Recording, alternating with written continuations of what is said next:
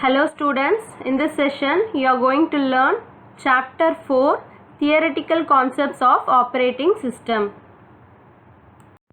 Contents of this session are introduction to software, next introduction to operating system and types of operating system.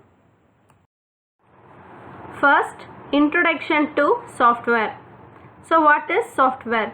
A software is a set of instructions that perform specific tasks and it interacts basically with the hardware to generate the desired output. So without software we can't interact with the computer, and the software is classified into two types. One is application software and the other one is system software. First, application software. Application software is a set of programs to perform specific tasks, and some examples of application softwares are MS Word, MS Excel, VLC player and so on.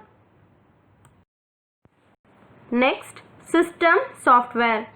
System software is a type of computer program that is designed to run the computer's hardware and application programs. For example, operating system and language processor are examples of application software. Here, language processor means compiler, interpreter and assembler. That is, it will convert the source code into machine language, that is binary language. Next, operating system. An operating system is a system software which serves as an interface between a user and a computer. For example, we will communicate with others through languages, either in English or Tamil or other languages. Like that, we will communicate with computer with the help of operating system. And next, this controls input, output and other peripheral devices such as disk drives, printers and electronic gadgets. So, operating system will control the entire operation of the computer. And next, some of the popular operating systems used in personal computers and laptops are Windows, Unix and Linux. And the mobile devices mostly use Android and Apple iPhone's operating system.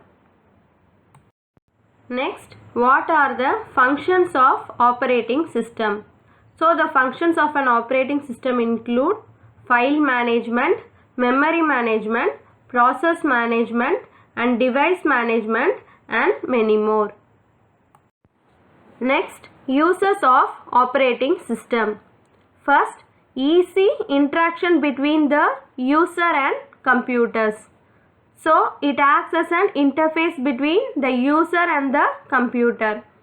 And next, starting computer operation automatically when power is turned on. That is booting process. And next, controlling input and output devices. So, all devices will be controlled by this OS.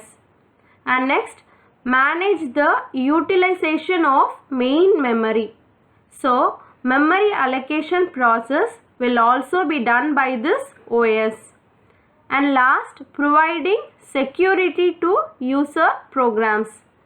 You have noticed while closing any application program without saving means it will ask, do you want to save this applications? So that is like providing security to your programs. So these are the uses of operating system. Next, types of operating system. Operating system can be classified into two types. One is single user operating system and the other one is multi-user operating system. First, single user operating system. An operating system allows only a single user to perform a task at a time. It is called as a single user and single task operating system. So at a time we can work with only one application in the computer. So this type of operating system is called single user operating system, and MS-DOS is an example for single user operating system.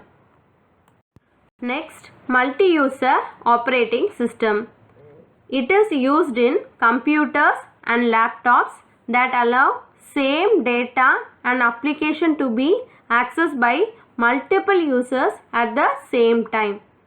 So at a time we can work with many applications. That is like we can open Paint, PowerPoint and all at the same time. So Windows, Linux and Unix are examples for multi-user operating system. Next, today's assignment question is explain the types of operating system. So with this I conclude our class today. Thank you.